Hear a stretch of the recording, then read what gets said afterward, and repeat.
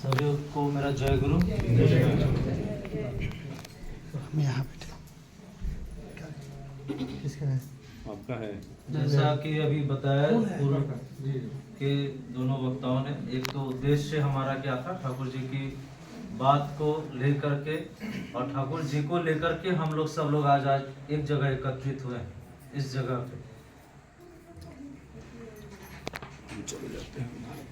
और बात चली कि बहुत सारे दुख दर्द ये सब, क्योंकि डॉक्टर हैं, फिजिकल इलनेस से रिलेटेड हैं। मैं पटना में फिजिशियन के तौर पर कार्डियो और डायबिटिक यानी हार्ट का स्पेशलिस्ट हूँ, और मेडिसिन ब्लड प्रेशर शुगर की जो परेशानी होती है और आईसीयू को मैं देखता हूँ, जो पेशेंट सीरियस हो जाते हैं। क्योंकि बात चली है बीमारी को लेकर, तो मैं अपनी बात, और मेरा प्रोफेशन भी वही है, बात वहीं से शुरू करता हूँ कि कोई व्यक्ति अगर आता है पेट दर्द के लिए, पेट में उसके दर्द है, बहुत परेशान है, उसको समझ में नहीं आ रहा है क्या दर्द है, किसी डॉक्टर के पास आता है। डॉक्टर लोग क्या करते हैं, उसका कुछ एग्जामिनेशन करते हैं, देखते हैं, उसको लेटा करके देखें कहाँ दर्द है, हिस्ट्री लेते हैं, पूछते हैं कब से हुआ, कैसे हुआ, उसके बाद कुछ जांच लिखते हैं, ब्लड टेस्ट लिखा जाता है, अल्ट्रासाउंड लिखा जाता है। फर्ज कीजिए कि अल्ट्रासाउंड में जांच कराए और हमको पता चल जाता है कि उसके पीत की थैली में पथरी, गॉल ब्लैडर स्टोन जिसको बोलते हैं।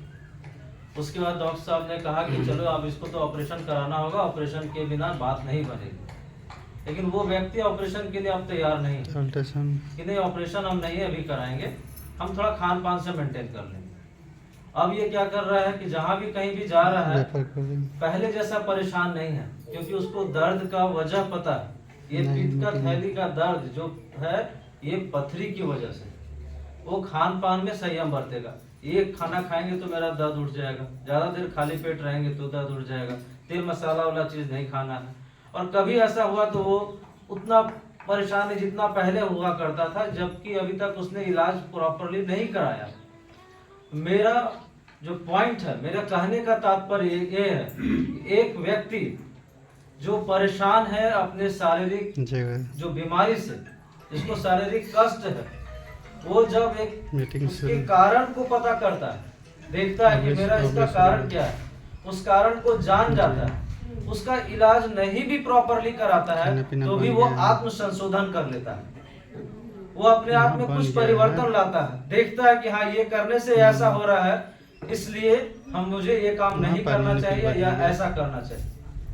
जीवन में हमारे बहुत सारे, ये सिर्फ फिजिकल इलनेस की बात नहीं है, जीवन में हमारे दुख का बहुत सारा कारण, पारिवारिक कारण, आर्थिक कारण, मानसिक कारण, जिस दिन हम उस कारण को जानते हैं और उस दिन हम उससे निजात पाने का उपाय भी ढूंढ लेते हैं। और ठाकुर जी यही बोले हैं कि जो भाव और कर्म मनुष्य को कारण मुखी बनाता है वही आध्यात्मिकता है। कारण मुखी बनाना, और कारण मुखी कौन बताते हैं, मैन ऑफ कॉजेशन है श्री ठाकुर अनुकूल चंद्र जी। ऐसे गुरु जो कारण पुरुष है, पूरे जगत के उद्भव का कारण है।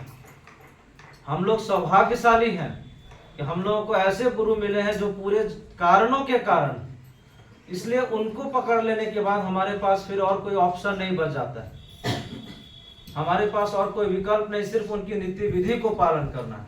मैं कुछ घटना उनके जीवन की, बचपन से 2-3 घटना मैं बताना चाहता हूँ। बहुत छोटे जब थे, जब उनका जन्म हुआ था, तो साधु सन्यासी उनको उठा करके कंधे पर बिठा करके ले जाते थे, फूल माला, कुछ मिठाई, लड्डू सब कुछ खिला करके, अर्पण करके, और तब करते थे। इनकी माँ को परेशान बोलती थी कि ऐसा करते हैं क्योंकि थोड़ा उस वक्त में बंगाल में शिशु बलि या बच्चे लोग को डर होता था कि ऐसा तो नहीं कि बलि चढ़ा देगा बच्चे को साधु लोग, तो ऐसा डर भी होता था। तो लेकिन फिर भी वो मानता नहीं था, बिना ठाकुर जी को खिलाए हुए, बालक अनुकूल को बिना खिलाए हुए, जैसे वो उसका मन ही नहीं मानता, खेलता था दिन भर उसके साथ। तो वैसे साधु सन्यासी को जो चीज प्राप्त हुआ आफ्टर तपस्या, लंबे समय तक तपस्या के बाद, वो जाना कि ये जो जगत के मूल कारण है, जो आया है समस्त समस्याओं का समाधान देने, मैं आगे उनके साथ चलूं या नहीं चलूं, कम से कम उनका दर्शन करूं। हम लोग सौभाग्यशाली हैं कि हम उनकी नीति विधि को कम से कम पालन कर पाने के एरा में है, उस समय में है जब ठाकुर जी का जो नियम है, उस नियम को हम पालन कर पा रहे हैं। तो जो लोग दीक्षा लिए हैं ठाकुर जी का, उनका मूल नीति क्या है? यजन, याजन, इष्टवृत्ति, 3 चीज है। यजन, याजन और इष्टवृत्ति। इस पर मैं थोड़ा बाद में और बात करूंगा। एक घटना में, छोटे छोटे बच्चे हैं, मैं बताना चाहता हूँ। हर घर में आज एक थोड़ा अशांति का एक माहौल है, चाहे वो शहरी क्षेत्र हो, ग्रामीण क्षेत्र हो।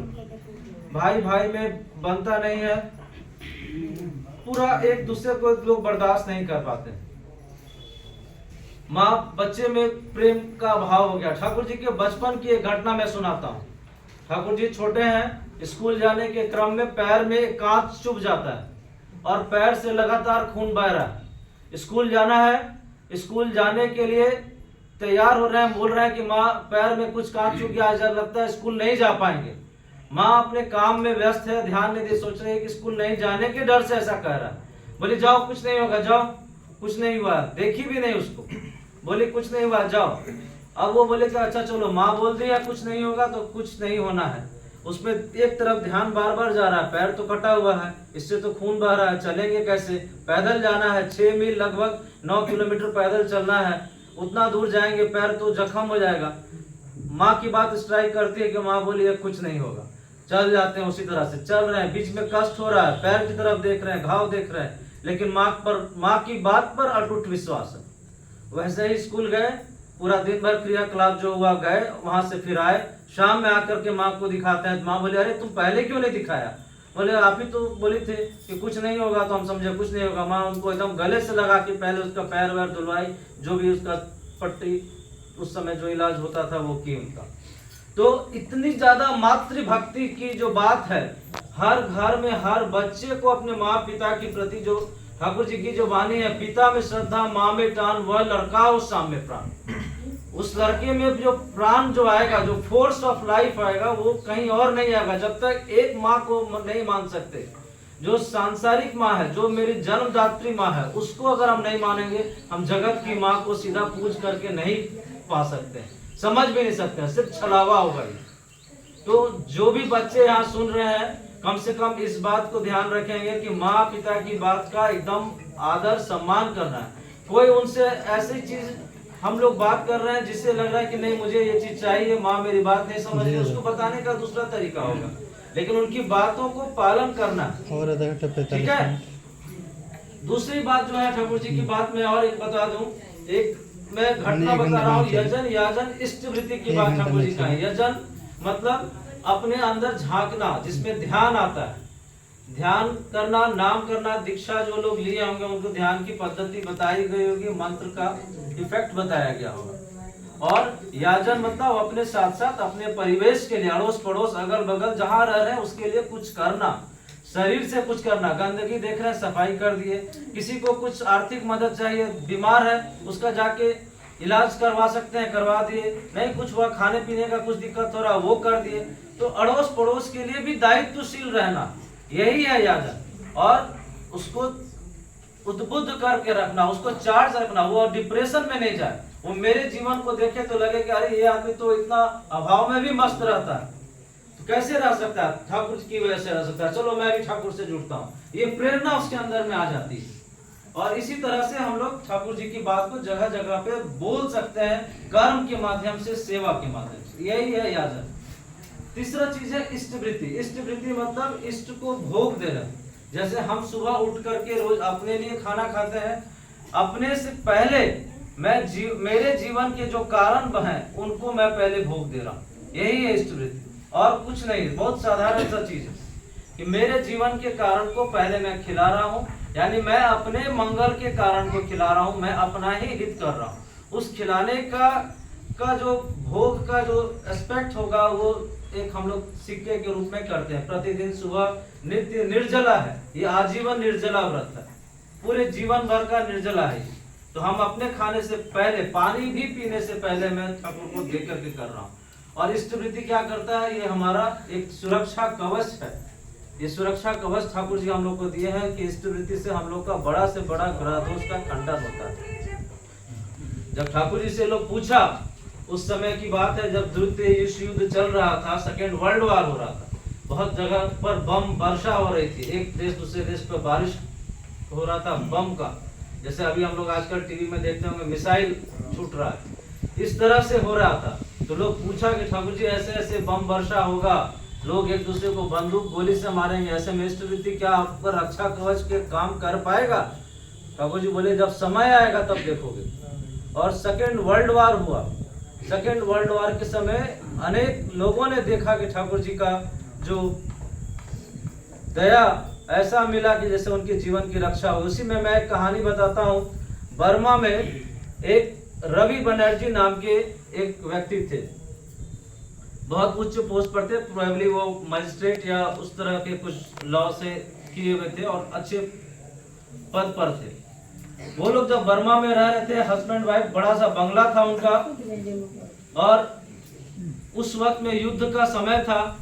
ठाकुर जी बहुत पहले ही अपने जो कुछ अनुयायी थे सबको बोले थे चिट्ठी लिख करके कि जब समय शुरू होने से पहले कि जो लोग बर्मा में रह रहे हैं वो लोग यहाँ आ जाए। लेकिन ये चूंकि एक आधिकारिक पोस्ट था और कुछ उनका काम था, ये वहीं रुक गए।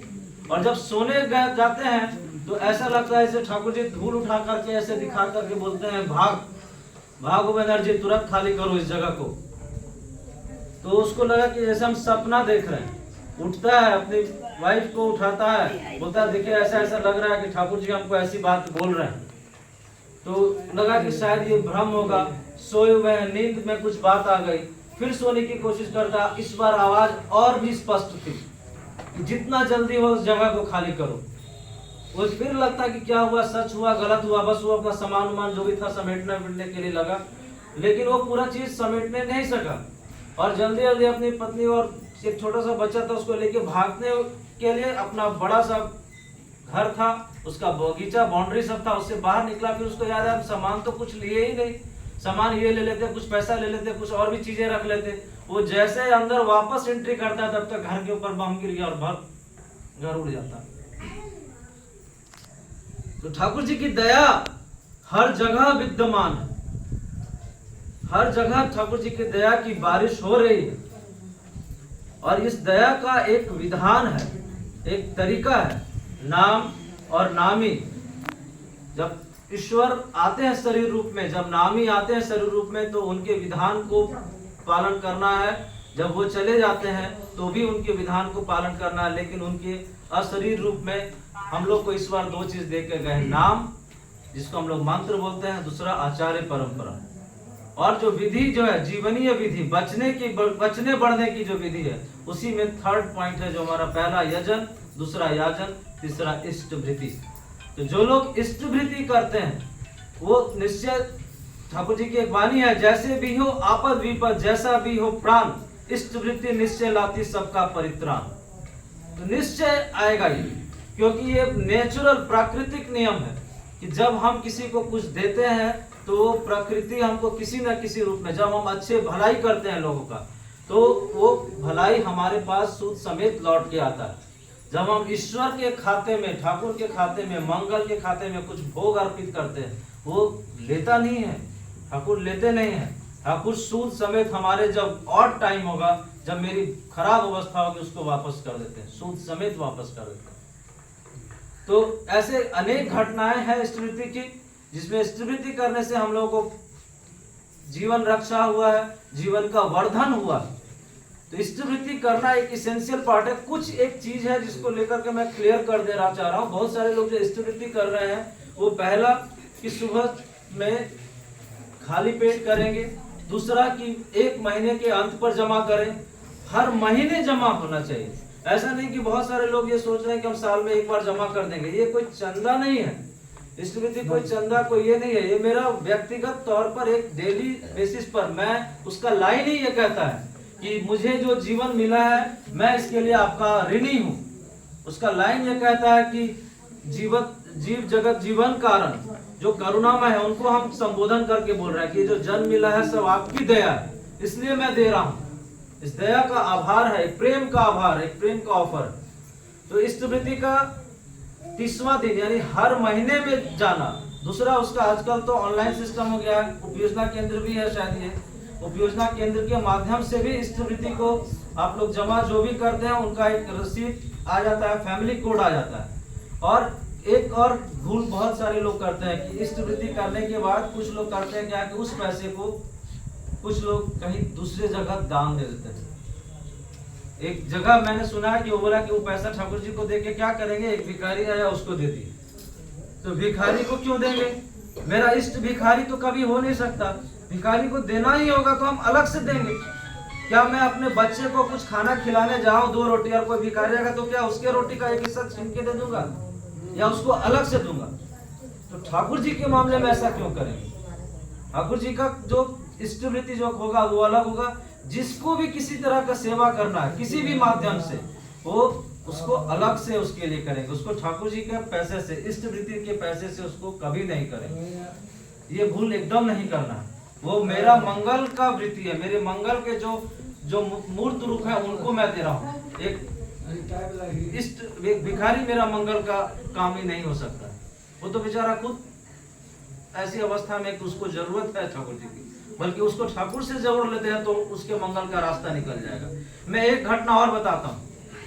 एक व्यक्ति था ठाकुर जी के पास, जब वो आया इष्टवृत्ति की बात हुई, बोला ठाकुर जी हमारे पास कुछ भी नहीं है देने के लिए, कुछ भी नहीं है। बोले खाना आप खाते हो? बोले कभी काल एक बेला हो जाता है, कभी 2 बोलता है। खाना बनता कैसे है? उस समय में लकड़ी का चूल्हा में बनता था और जो जला करके उस पर आग पड़। एक बार चूल्हा जलता है? हाँ जलता है। लकड़ी का जो राख जो भी बनेगा उस राख को सबको एक जगह जमा करके उस राख को ला करके दे दोगे। वैसे ही हुआ, कभी एक बार खाना बना, कभी 2 बार बना, किसी तरह से मांग के खाना बनता था और उसका जो राख होता था वो एक कोना में ला करके धीरे धीरे जमा करते चला गया। जब एक पूरा समय हुआ तो ठाकुर जी के पास आया, ठाकुर जी उस राख को पूरा जमा करके रखे हैं, अब क्या करें उसका? वो राख तो हम नहीं ला पाए, अब हम क्या करें उस राख का? तो बोले ये तो अच्छा कि राख को नहीं लाए, काम करो उस राख को वहां पर एक जगह पे बताया, कोई खाली जगह जमीन होगा वहां पर बिछेर दो। और वहां पे ठाकुर जी कच्चू का मान कच्चू जो बोलते हैं, कोलोकैसिया इंग्लिश में बोलते हैं उसको, मान कच्चू को, उसी को अरुई यहाँ पे बोल देते हैं। अरुई का खेती करने के लिए उसको बोल दिए कि वहां पे उस जगह पे राख के साथ करो। और बाद में जब उसकी जो सब्जी हुई, इसका पत्ता भी बहुत जगह चलता है, तो उसको बेचो, बेच करके उसको उससे जो कमाई हुई, फिर धीरे धीरे ऐसे करते करते उसका बिजनेस शुरू हुआ। तो ये क्या था? एक व्यक्ति अभावग्रस्त से उसका दुर्दिन जो था, जो एक टाइम खाना नहीं खा पा रहा था, आज वो एक कम से कम ऐसा है कि उसका एक बिजनेस करना शुरू कर दिया। तो ये ठाकुर जी की दया है। और ये दया तब हमको मिलती है जब हम उनकी नीति विधि का पालन करते हैं, जब उनके बताए हुए रास्ते पर हम पालन करते हैं। तो मूल चीज तो 3 है और टोटल ठाकुर जी का 5 नीति है, यजन, याजन, इष्टवृत्ति, स्वस्थैनी, सदाचार। ये 5 है, लेकिन 3 इसेंशियल जो है, जिसको एकदम अनकम्प्रोमाइजिंग है, ये करना ही करना है। तो मैं इससे ज्यादा और तो कुछ बात अभी बताऊंगा नहीं। मूल बात जो मेरी यही थी कि हम लोग जो भी लोग ठाकुर जी से युक्त हैं, हम लोग सब लोग इस जन्म के ऋणी हैं। इस जन्म में हम लोग को साक्षात ईश्वर जो मिले हैं वो गुरु रूप में मिले। तो इस जन्म के साथ एक न्याय करना है। ये न्याय तब हो सकता है जब हम ठाकुर जी की विधि को पालन करेंगे। छोटे छोटे बच्चों के बीच में ठाकुर जी की बात को बताएं, बीच बीच में उसको पढ़वाएं, आपस में एक दूसरे से बात करें। केवल ठाकुर जी की बात हो, दूसरे और भी किसी महान पुरुष की बात हो जिससे उसके जीवन में प्रेरणा हो, उस पर भी बीच बीच में चर्चा करें, उसके बारे में लोगों को बताएं। और आस पड़ोस के लोगों के लिए भी हम दायित्वशील होकर के काम करें। तो यही मूल चीज है। ठाकुर जी का उद्देश्य यही है कि हम सभी मंगल में रहें, हमारा परिवेश मंगल में रहे, उनकी यही इच्छा है। और हम उनकी नीति विधि को पालन करके ही हम अपने और अपने परिवेश के मंगल के स्वार्थ बन सकते हैं। जय गुरु। जय गुरु।